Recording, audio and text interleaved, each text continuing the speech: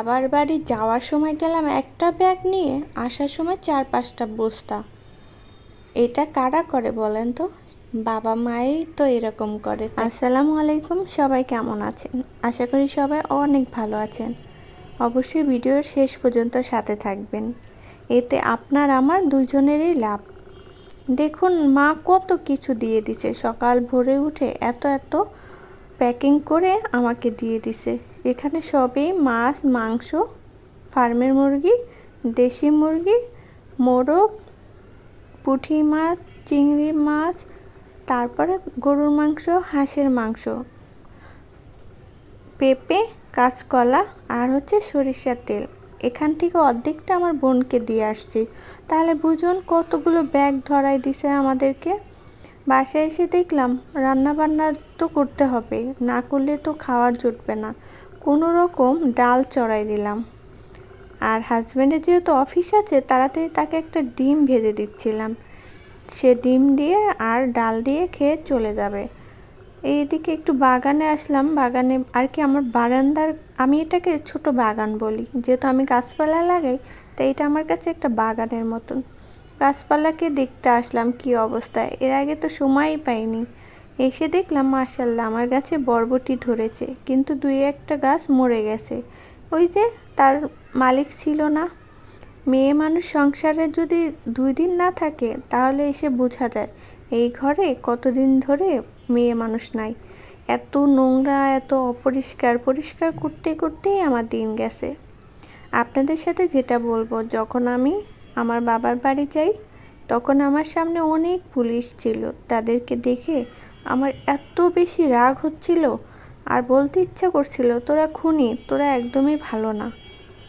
তোদেরকে দেখলে আমার রাগ হচ্ছে। এক বুক রাগ অভিমান নিয়ে বাড়িতে গেলাম। আর আসার সময় যা দেখলাম, বুকটা ভরে গেছে। সেলুট আমার ছোট ভাই বোনদের, কত সুন্দর করে ওরা ট্রাফিক মেনটেন করছে। লোকাল বাস, তোরা থামবি? 1 সেকেন্ডও থামার সুযোগ নাই। পথে পথে যাত্রী নেওয়া উঠা, এতে যে কত যাত্রীদের ভোগান্তি, সেটার আর আজকে টেরই পেলাম না। মাশাআল্লাহ, তোমরা বেঁচে থাকো ভাই বোনেরা। তোমাদের বয়সে আমরা তো একদমই সাহসই পেতাম না রাস্তা পার হওয়ার। সেই তোমরা রাস্তার মাঝখানে দাঁড়িয়ে কিভাবে সব কিছু হ্যান্ডেল করছো। যখন বোটবাজারে নামলাম, সবচেয়ে মজার বিষয় হচ্ছে এই বোটবাজারে নেমে রাস্তা পার হতে আমার প্রায় আধা ঘন্টা টাইম লেগে যায়। কারণ এত গাড়ি যায়, ওরা একদমই আমাদেরকে পার হতে দেয় না। তো নামার সাথে সাথে আমার ভাইগুলো, আমার ছাত্র ভাইগুলো আমাদের কত সুন্দর করে গাড়ি থামিয়ে রাস্তা পার করে দিল, যেটা আমার কাছে অনেক ভালো লেগেছে। আমার কাছে মনে হয়েছে আমি মনে হয় সুন্দর নতুন একটা দেশে আসছি, যে দেশে কোনো শাসন নাই, যে দেশে কোনো গাড়ি ঘোড়ার তাড়া নাই, যে দেশে কোনো মানুষের হয়রানি নাই।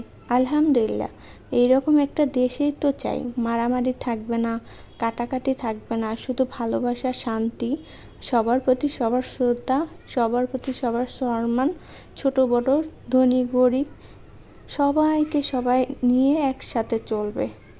যাই হোক, অনেক কথা বললাম। মাকে ছেড়ে চলে আসছি, অনেক বেশি মিস করতেছি, ভালো লাগছে না। তো বাসায় এসে আমি তরকারি চড়াই দিছি, যেটা হচ্ছে আলু, পেঁপে আর হচ্ছে কাঁচকলা দিয়ে শিং মাছ রান্না করতেছি।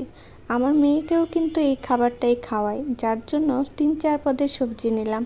ওকে সবগুলো মেখে দিয়ে 1-2-3 গাল যা পারি ভাত খাওয়াবো। ভালো থাকবেন। এই তো আমি খেয়ে নিচ্ছি। আল্লাহ হাফেজ।